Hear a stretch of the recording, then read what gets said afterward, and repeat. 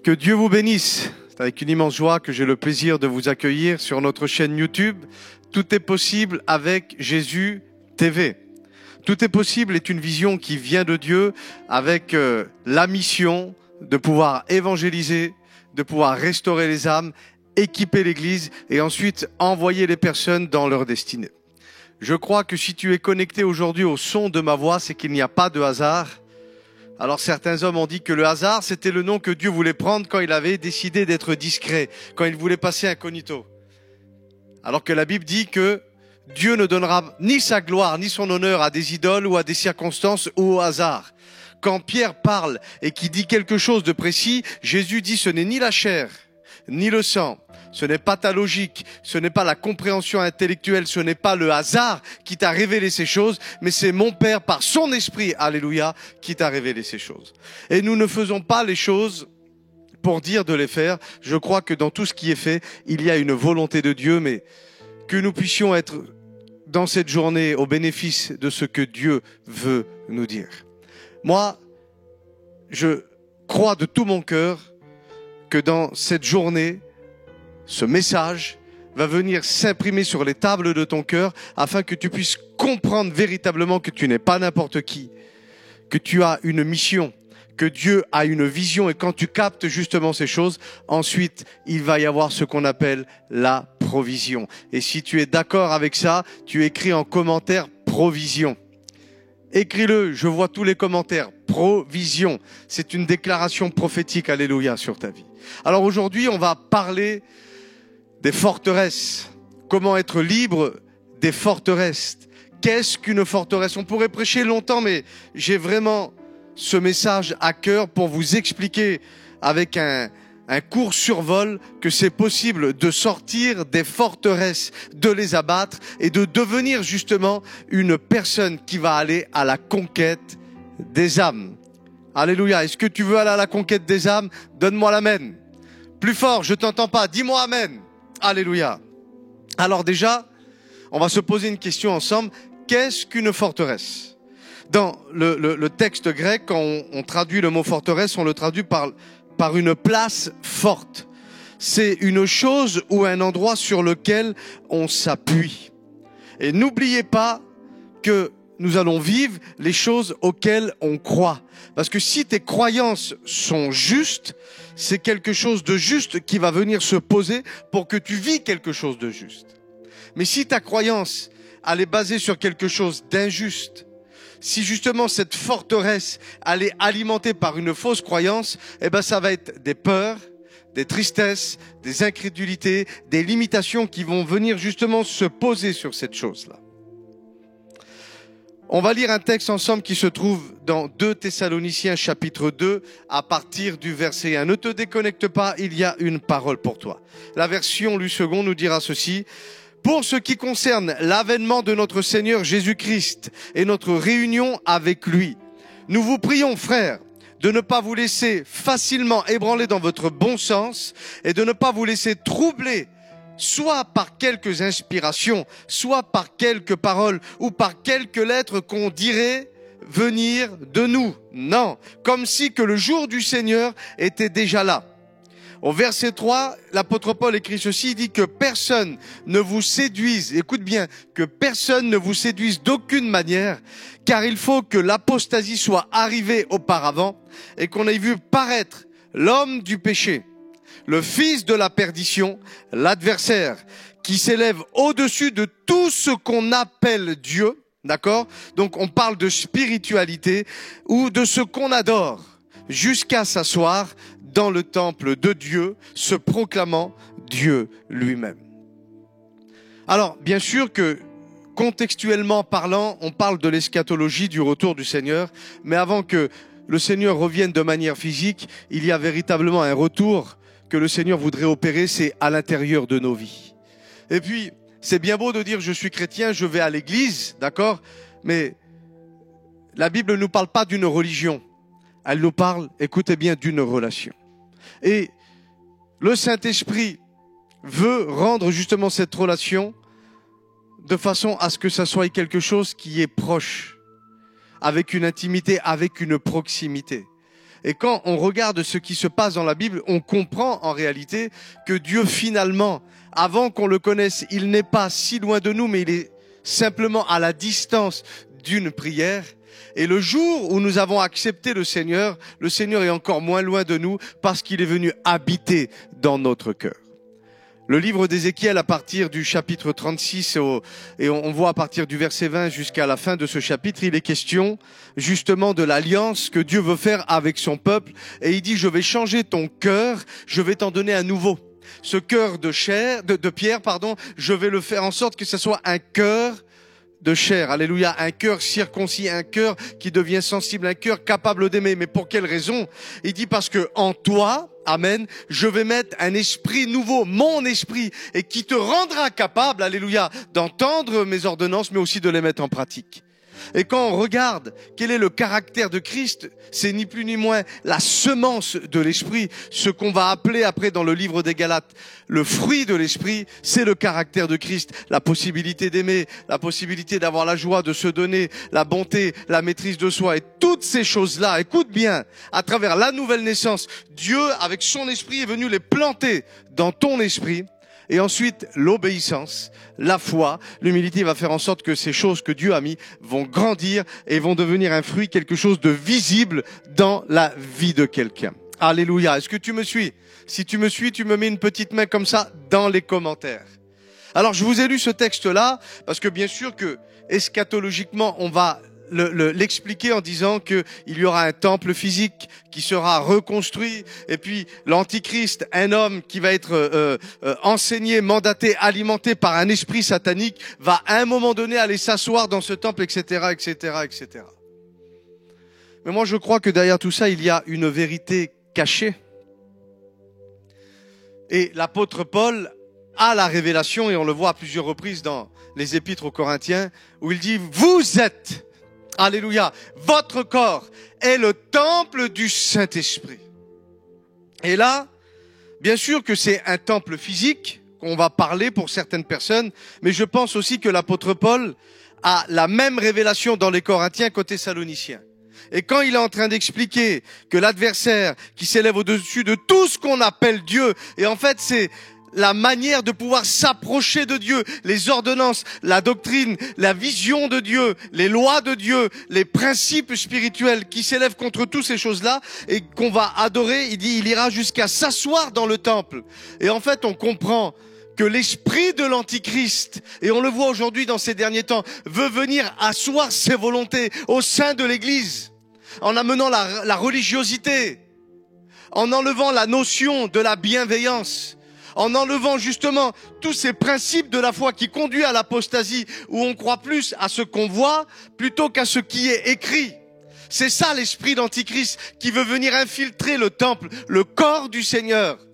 Et ça a été prophétisé que dans les derniers temps, il y aurait des temps difficiles. Et il y aurait des hommes qui vont s'attacher à des doctrines séducteurs et que la foi d'un plus grand nombre ne sera plus trouvée. Parce que justement, on essaye, si on n'arrive pas à attaquer de l'extérieur, voilà ce que les démons essayent de faire, ils essayent d'attaquer de l'intérieur. Et si on paralyse le système en influençant dans le système des limites, des paralysies, des fausses doctrines, eh ben le système complet est paralysé. Et c'est ce qu'il est en train d'expliquer. Et c'est comme ça que prennent naissance les forteresses. Quand celui qui est censé enseigner vous enseigne quelque chose qui n'est pas dans la volonté de Dieu, mais qui paraît spirituel, toi tu pries, tu dis merci Seigneur parce que ton serviteur a parlé, mais c'était la parole d'un serviteur alimenté par un mauvais esprit, mais ce n'était pas une parole de Dieu.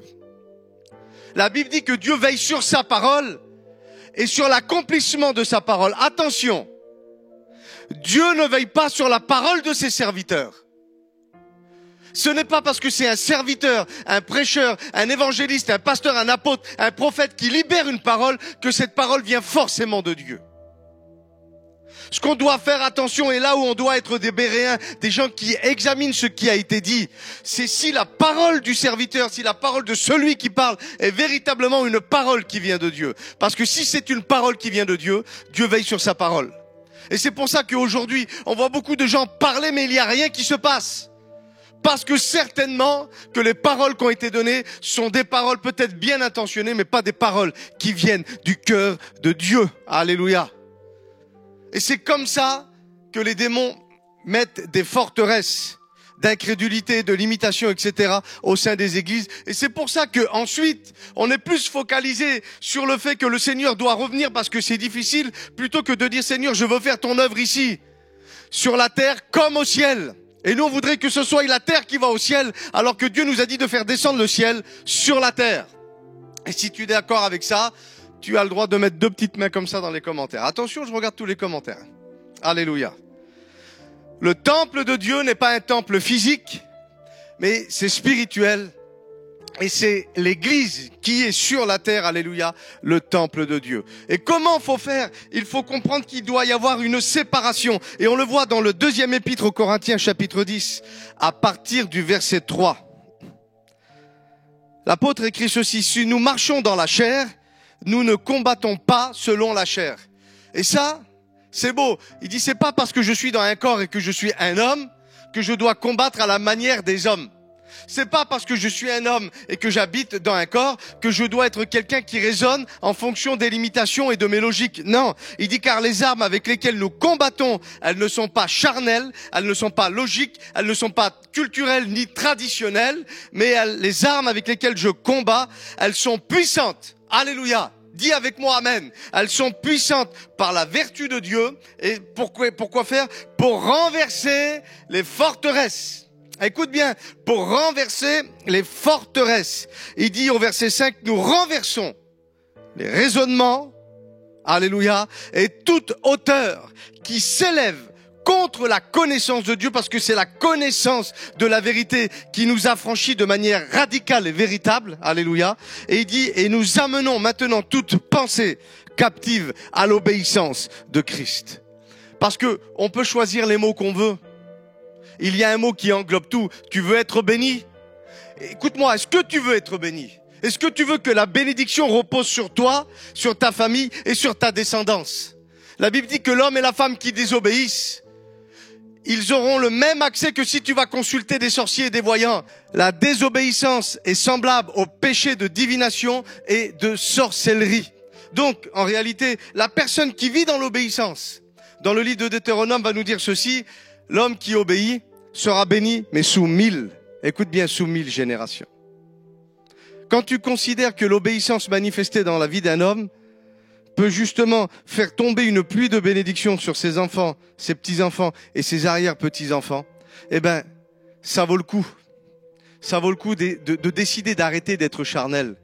Et par la grâce de Dieu, entrer dans l'obéissance pour devenir un homme et une femme, alléluia, spirituel. La version parole vivante, j'aime cette version-là, dans 2 Corinthiens, toujours, chapitre 10, à partir du verset 3, va nous dire le texte de la manière suivante. Sans doute, nous sommes sur la terre, et nos vies ressemblent à celles de tous les hommes. Mais nous ne luttons pas à la manière du monde, et notre combat est différent des gens du monde. Et au verset 4, il va nous dire ceci: nos armes de guerre ne sont pas simplement humaines, mais elles tiennent leur puissance de Dieu. Il les rend capables, écoutez bien, de détruire les bastions dans lesquels les hommes se barricadent contre lui. Et au verset 5, que c'est beau, il dit oui, nous renversons les raisonnements et nous renversons les arguments sophistiqués qui se dressent pernicieusement en repart contre la véritable connaissance de Dieu. Et il dit, faisant prisonnière toute pensée rebelle, nous l'amenons, alléluia, à obéir au Christ et à reconnaître, amen, son autorité. Seigneur, merci pour ta parole que tu donnes. Merci parce que c'est elle qui éveille des choses dans nos cœurs, afin que nous puissions, Seigneur, être au bénéfice de l'autorité et de la puissance de Dieu. Est-ce que quelqu'un est connecté au son de ma voix, et puis qu'il puisse réaliser qu'il n'est pas n'importe qui? Tu es aimé de Dieu. Et Dieu, justement, à travers ces moments, veut faire de toi quelqu'un de fort, quelqu'un de puissant. Si des personnes dans l'ancienne alliance avaient reçu l'ordre du Seigneur de devenir des héros, de devenir des tueurs de géants, il dit, j'ordonne que tu sois fort. J'ordonne que tu puisses rentrer justement dans son appel. À combien plus forte raison?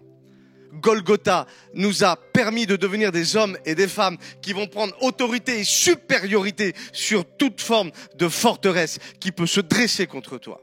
Alléluia. Alléluia. La place forte dans nos vies ne doit pas être une forteresse satanique, mais la place forte dans notre vie doit être justement l'autel de Golgotha. C'est l'autel qui a englouti tous les autres autels qu'on pouvait faire ici. Mort, où es-tu? Ah, tu peux pas répondre. Oui, parce que tu as été englouti, alléluia, dans la victoire. L'autel de Golgotha a aspiré tous les autres autels sataniques qui étaient là. C'est terminé. Merci Seigneur pour ce que tu fais. Alléluia. Et quand on lit donc ce texte, il est question de forteresse et ensuite il est en train de nous expliquer c'est quoi une forteresse. Il dit une forteresse dans la vie de quelqu'un, c'est un raisonnement qui vient s'installer ou une hauteur qui vient s'installer aussi dans la vie de quelqu'un. Alors, j'aimerais vous poser une question très simple. De quelle manière peut venir s'installer une forteresse dans la vie de quelqu'un? Si tu le sais, tu l'écris dans les commentaires et on lira. Une forteresse vient s'installer dans la vie de quelqu'un de deux façons. Soit déjà, c'est quelque chose qui est lié à la chair. C'est lié à la chair. Ça veut dire quoi? Ça veut dire que dans la nature adamique, il y a ce qu'on appelle des forteresses de peur, des forteresses d'incrédulité, des forteresses de rejet, des forteresses de colère, des forteresses qui sont liées à la logique et à la chair. Et ça, en fait, tu es né quelque part sur la terre rempli de forteresses. Je donne un exemple. Dieu crée Adam à son image. Et dans l'image de Dieu, il n'y a aucune forteresse. Il y a une nature qui est sans péché, une nature d'amour, une nature de bienveillance, une nature de foi, une nature d'intelligence, une nature d'humilité. Toutes ces choses-là résident en Adam avant la désobéissance. Et qu'est-ce qui se passe? À un moment donné, l'homme et la femme désobéissent, on connaît cette histoire, et quelque chose vient s'installer. Je ne sais pas si vous imaginez, quand le serpent vient vers Adam, Adam il n'a pas peur, il parle avec lui. Ève n'a pas peur, parle avec lui. D'accord? Et ils désobéissent, et là Dieu arrive. Et quand Dieu arrive, il y a une forteresse de peur qui est venue s'installer dans le cœur d'Adam à cause de la nouvelle nature, à cause de la désobéissance, à cause du péché. Et là, il dit, on s'était caché parce que nous avions eu peur. Comment cette chair, ces forteresses qui sont liées à la nature adamique peuvent nous rendre bêtes, insensés et être dans des fausses croyances? Et il y a encore beaucoup de personnes dans l'église qui sont nées de nouveau, qui aiment le Seigneur, qui sont sauvés, mais qui sont encore trop vivants parce que la chair est trop présente et ils sont remplis de faux raisonnements et de peur et de forteresses. Il y a ce type de forteresse que tu pourras éliminer, c'est pas par la prière, c'est par la mort à toi-même. Parce que c'est la nouvelle nature qui doit prendre le dessus et le vieil homme doit mourir. Alléluia. Quelqu'un doit mourir aujourd'hui et tu dois mourir afin de pouvoir permettre à la vie divine, alléluia, de venir prendre la place qui lui est due. Et si tu es d'accord avec ça, alléluia, tu me donnes un amen dans tes commentaires. Alléluia, merci Seigneur.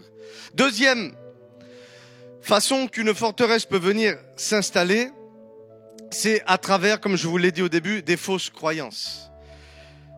Si tu crois fortement dans ton cœur que tu dois souffrir pour être dans la volonté de Dieu, tu es en train de placer une forteresse autour de toi et tu fais comme si qu'il peut y avoir une piste d'atterrissage pour les mauvais esprits, pour les oppressions, pour les influences, pour les attaques du diable, pour venir justement t'oppresser et de te faire croire que tu es dans la volonté de Dieu parce que tu n'es pas bien.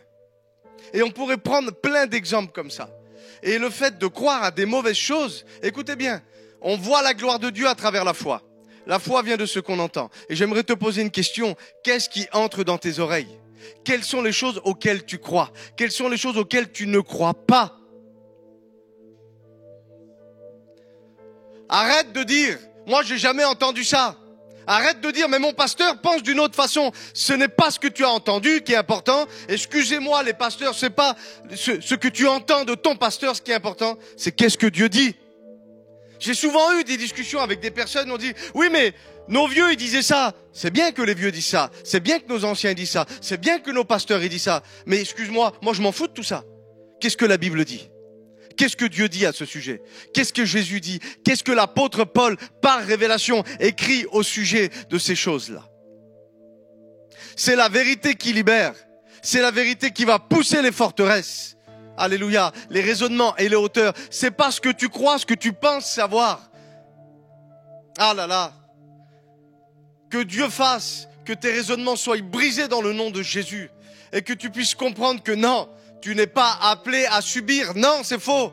Il faut que tu puisses libérer ta foi afin que ta croyance se pose sur quelque chose de juste. Et quand Dieu voit qu'il y a quelque chose qui a été posé, que l'obéissance est trouvée et que dans ton cœur tu as décidé de chercher prioritairement, même si les autres y parlent, même s'il se passe des choses autour de toi, la priorité c'est ce que Dieu dit.